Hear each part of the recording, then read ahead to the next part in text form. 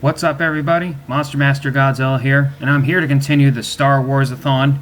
We're now up to The Empire Strikes Back. Yes, we're up to the second entry of the original trilogy.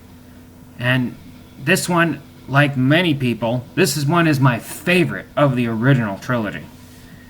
This one's epic, a better storyline than A New Hope. And yes, yes, A New Hope is still a classic, but this one has a better storyline. And I truly enjoyed this one a lot. And like, it has an awesome beginning when they're in Hoth. Luke was like riding on a Tauntaun and was on a mission. And he gets attacked by a Wampa, which is this ice creature.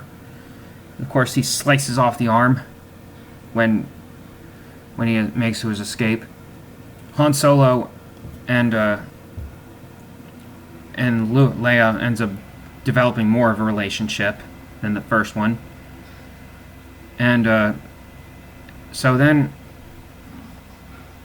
when Luke and then Leia and when Han ends up rescuing Luke, Han ends up becoming like the first non-Jedi to use a lightsaber. Which is quite ironic, which is quite interesting to see that. To keep him warm inside of the body carcass of a Tauntaun, and Luke ends up living. So, it took place, of course, after the whole thing about the. It took place like after the idea of the Death Star was destroyed. The Emperor makes his first appearance, who is like Darth Vader's boss. And then when he asked to, which is the famous conversation when he says, "What is thy bidding, my master?" And the Emperor discusses Vader that there was actually an offspring of Anakin Skywalker, and he was responsible for destroying. And then when Darth Vader ends up attacking Hoth on the Rebel base, the Millennium Falcon escapes, and Luke was left behind on Hoth. And then when Luke ends up being left behind on Hoth, he ends up seeing Obi-Wan's ghost again. Telling him that he must go to Dagobah to find Yoda. And yes, this is the first appearance of Yoda. Which, Yoda is a big name in the Star Wars universe. One of the biggest, what many people like to regard him as the Jedi. Like the greatest of all Jedi Knights. Like the greatest Jedi there is. Yoda ends up. So then, and when Luke ends up going to Dagobah with R2, and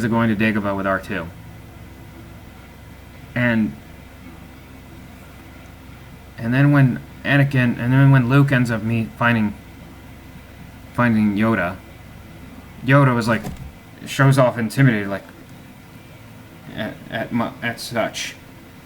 Originally, Yoda refuses to train Luke, thinking that he's too old. But there are times when he was training him how to use the Force. Like there are big lines like this one, saying that, like this one, do or do not. There is no try. And try to show him how to relax and use the Force and all that. And Yoda has been known to be the greatest of the Jedi Knights. Like the Jedi Master himself. Greatest Jedi Master. Like the oldest and wisest of the Jedi. And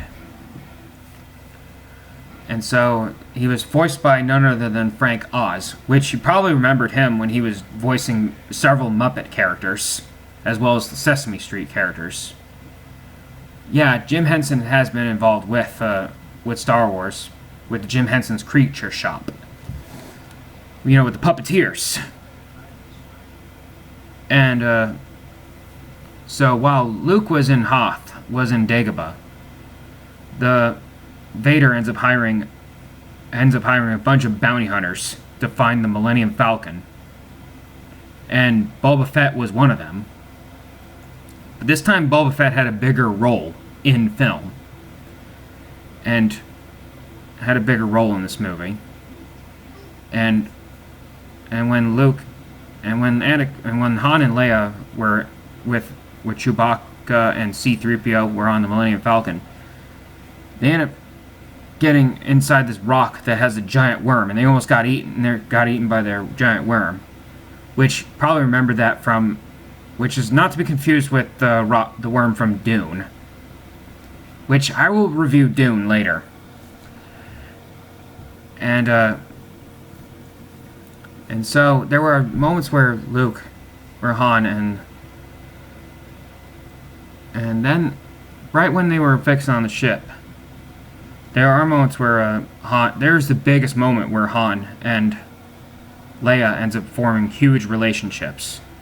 Like, there's a famous moment where he's like this, where they're like, "Hey, your worst ship. I was only trying to help.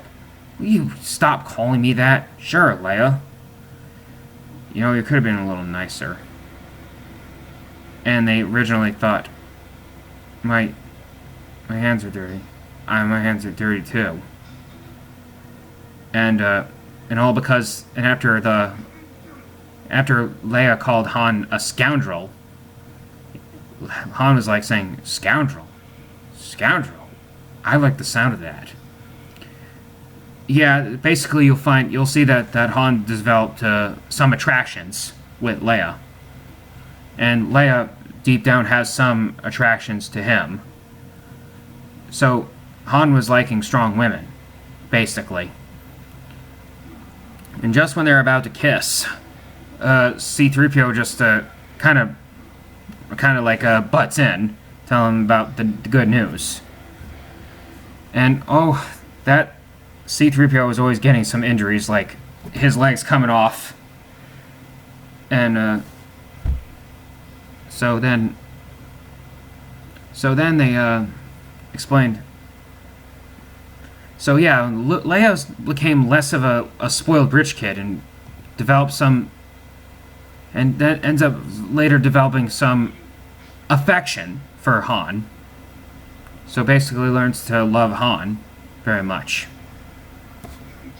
So then they landed on Cloud City, where Han, Leia, and Chewbacca, along with C-3PO, ended up meeting Han's old friend, Lando Calrissian, which Lando Calrissian was also a fellow smuggler of Han's. But they explained how he got the Millennium Falcon. It was originally Lando's ship, but Han ends up winning the Millennium Falcon in a bet. So that's how they got the Millennium Falcon, and that's how Han became captain of the ship. Then it turns out, so then right when they were arriving right after they got into Cloud City, Vader ends up ambushing them, and along with Boba Fett. So they managed to capture. They end up capturing the rebel team. Luke ends up sensing that his friends are in danger, so he ends up going to Cloud City.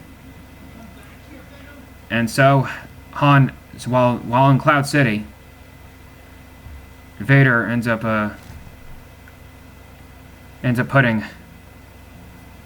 Han in carbonation, and before Han got carbonated, they had their final moments together, saying, "I love you," and he says, "I know," and then they got carbonated.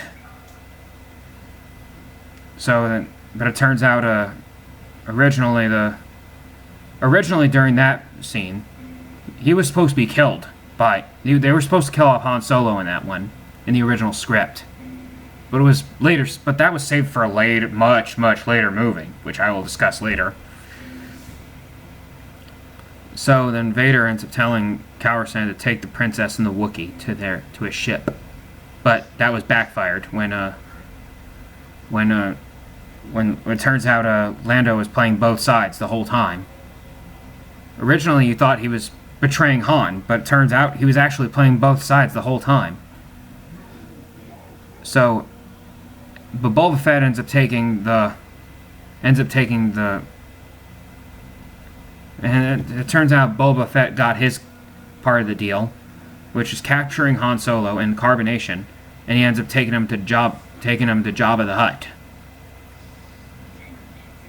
So then, Luke ends up finding Vader, and this is the first time both Luke and Darth Vader end up meeting face to face.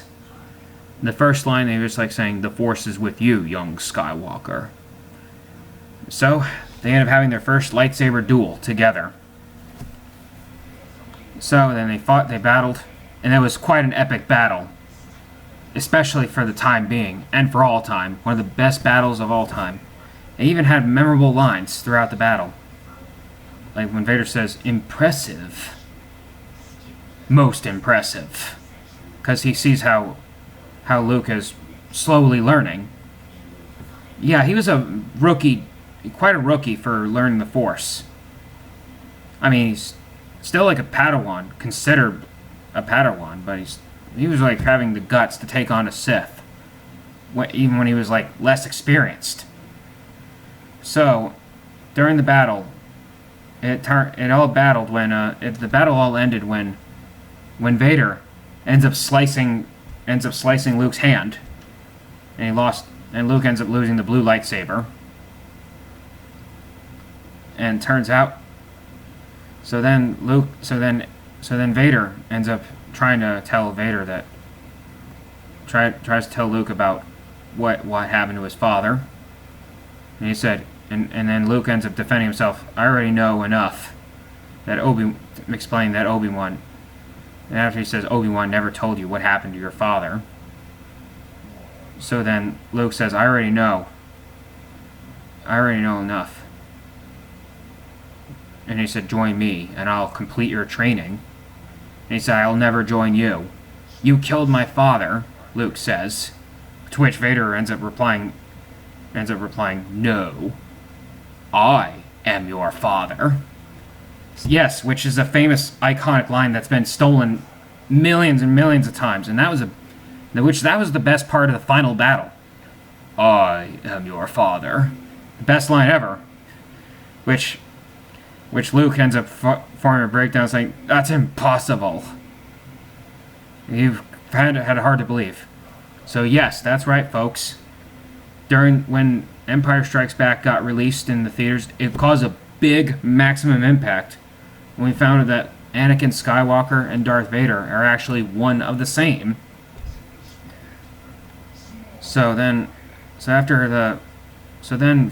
Luke ends up refusing to join Vader, and he makes his escape. So this is one of the few times the hero is actually defeated by the villain, which can be a bit disappointing for some people, but just remember, folks, Vader didn't actually win. I mean, Luke had lost the battle, but he won the war. He may have been defeated by Vader, but he still wins. And, kind of like how Avengers Infinity War and Endgame. Thanos had defeated the Avengers, but he never really won in Infinity War. So anyway, back to this one. Luke ends up getting help from Leia on the Millennium Falcon. Leia came to his rescue. And then Luke ends up sensing Vader in his mind, as he said, "Luke." He's like, "What, father?" "Father," he says. So then Luke ends up getting his hand replaced. With a metal hand. Kind of like, he ends up getting his hand replaced. So, that's how it ends, where they'll be ready for the next. And that's when Luke says, next time when he and Vader meet face to face, he'll be ready. And that's the very end of that movie. Now, this one, I truly, if you're a casual moviegoer, if you're a big Star Wars fan, I definitely recommend this one. This one's the best of the Star Wars franchise. One of my favorites of the Star Wars franchise, which I'll discuss later once we go further into this marathon. You definitely must watch it. It definitely causes a big impact. Like, this is one I can go back to watching hundreds of times. And like, I remember when it's on TV, I catch it and I watch it. And I never turn off Empire Strikes Back. And this one's my favorite. And stay tuned for more. And next we'll be redoing Return of the Jedi. And that's all I have to say, folks. And I'll catch you later. And may the Force be with you, everybody. And see you around.